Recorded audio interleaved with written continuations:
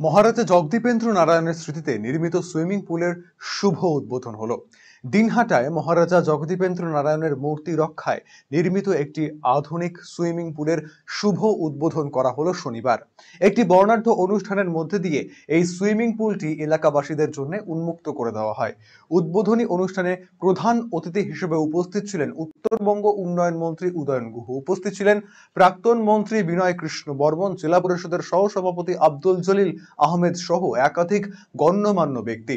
উদ্বোধনী ভাষণে মন্ত্রী উদয়ন গুহ বলেন, আমি নিজেই সাঁতার জানি না, তবে জেলার অন্যান্য মহকুমায় সুইমিং পুল দেখে আমার মনে হিংসা ও জেদের উদ্রেক হয়েছিল এবং সেই জেদ থেকেই দিনহাটায় মহারাজা জগদীপেন্দ্র নারায়ণ স্মৃতি সুইমিং পুলের উদ্বোধন করা হলো।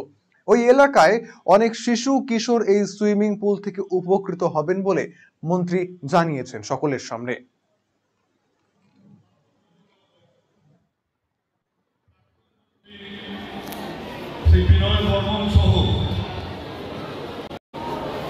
বললে তো দিনহাটার মানুষ, তোমরা আমি বলবো ভালো লাগছে যে একটা আশা করে রেখেছিলাম যে দিনহাটা একটা সুইমিং পুল হবে, সেটা আজকে পূরণ হল।